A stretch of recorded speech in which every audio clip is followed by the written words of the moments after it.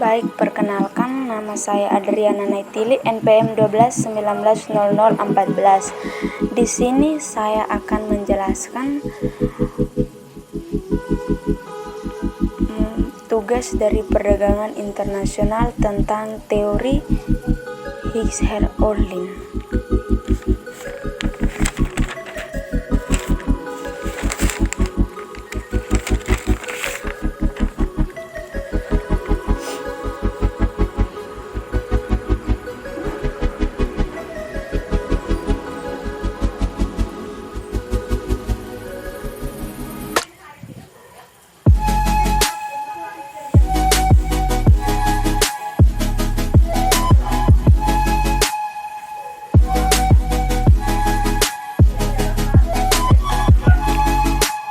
Teori perdagangan internasional modern dimulai ketika ekonom Swedia yaitu Eli Hicks-Ohlin tahun 1919 dan Bertil Ohlin tahun 1933 mengemukakan penjelasan mengenai perdagangan internasional yang belum mampu dijelaskan dalam teori keunggulan kooperatif.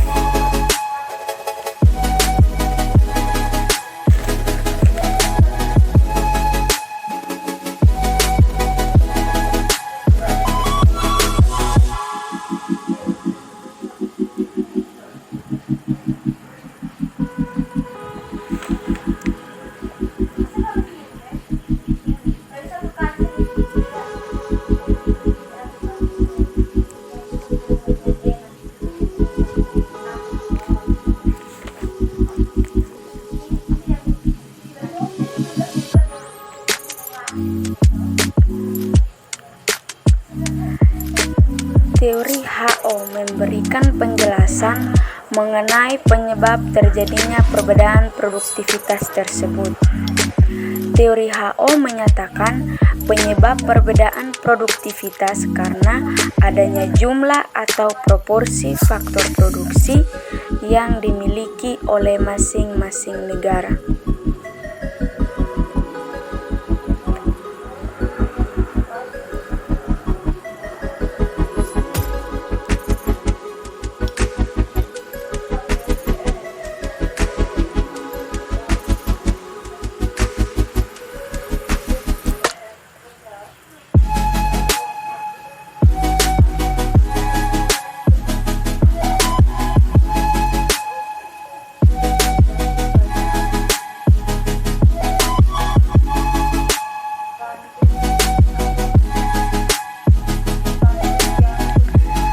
Analisis teori HO menggunakan dua kurva, yaitu yang pertama kurva isocost, yaitu kurva yang melukiskan total biaya produksi sama.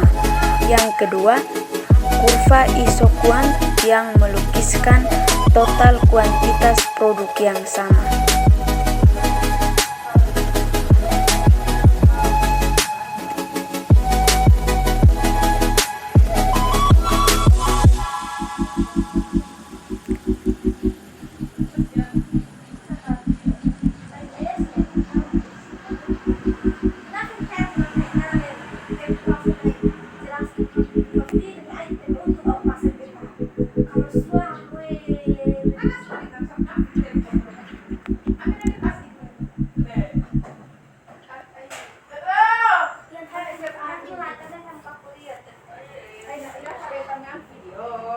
Teori ekonomi makro mengatakan bahwa jika terjadi persinggungan antara kurva isoquant dan kurva isocost, maka ditemukan titik optimal, sehingga dengan menetapkan biaya tertentu suatu negara akan memperoleh produk maksimal, atau sebaliknya dengan biaya yang minimal suatu negara dapat memproduksi sejumlah produk tertentu.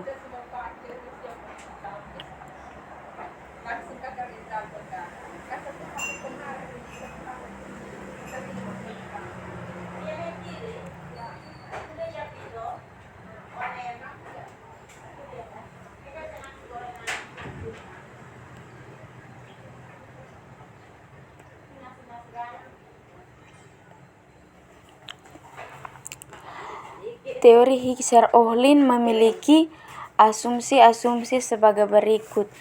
Yang pertama, terdapat dua komoditas dengan dua faktor produksi, yaitu tenaga kerja dan modal. Yang kedua, selera konsumen yang identik dan homogenis di semua negara. Yang ketiga, fungsi produksi bersifat konstan, return to scale. Yang keempat, tidak ada perbedaan teknologi di antara negara-negara.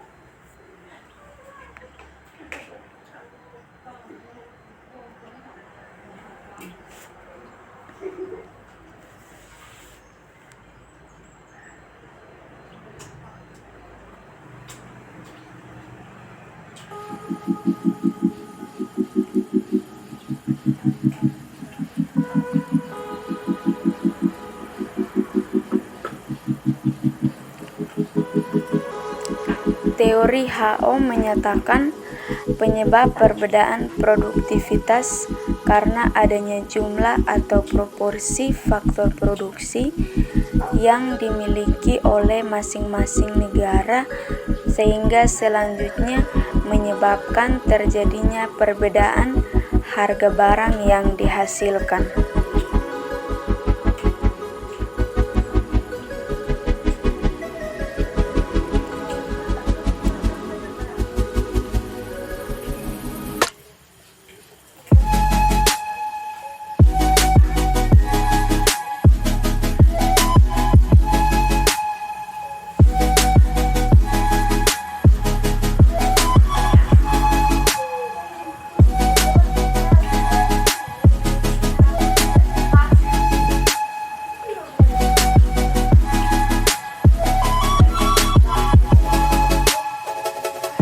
Hipotesis H.O. yang telah dihasilkan oleh teori H.O. antara lain: yang pertama, produksi barang ekspor di tiap negara naik, sedangkan produksi barang impor di tiap negara turun. Yang kedua, harga atau biaya produksi suatu barang akan ditentukan oleh jumlah atau proporsi produksi yang dimiliki masing-masing negara. Yang ketiga, harga labor di kedua negara cenderung sama, harga barang A di kedua negara cenderung sama. Demikian pula, harga barang B di kedua negara cenderung sama. Yang keempat, perdagangan akan terjadi antara negara yang kaya kapital dengan negara yang kaya labor.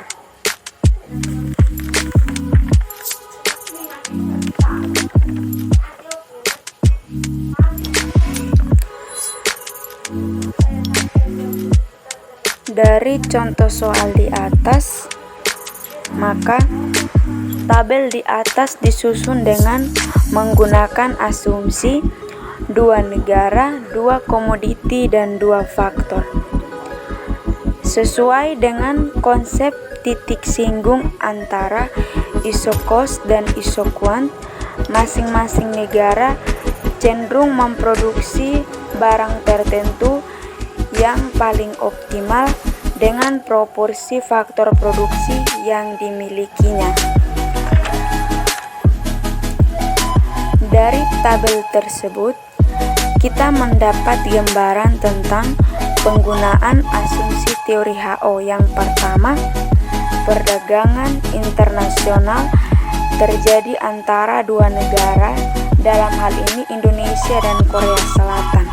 Yang kedua, setiap negara memproduksi dua komoditi yang sama, misalnya 300 sepatu dan 80 televisi. Yang ketiga, setiap negara menggunakan dua jenis faktor produksi, yaitu labor dan kapital, dengan jumlah proporsi yang berbeda.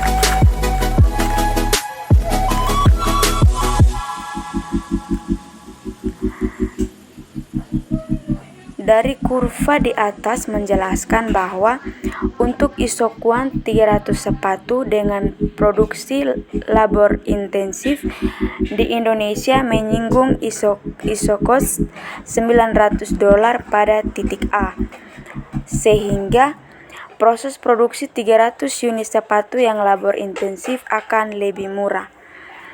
karena jumlah faktor produksi atau labor dimiliki oleh Indonesia relatif lebih melimpah dan murah, sehingga unit biaya hanya $2,66. Sebaliknya, di Korea Selatan, Isokwon 300 sepatu dengan proses produksi labor intensif.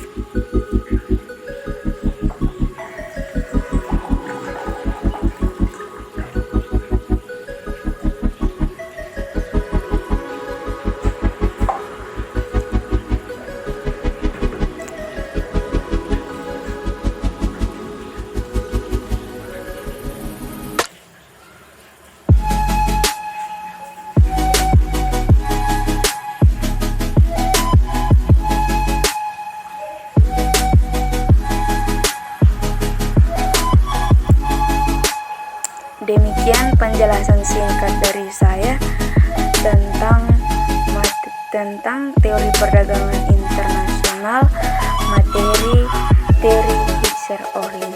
Sekian dan terima kasih.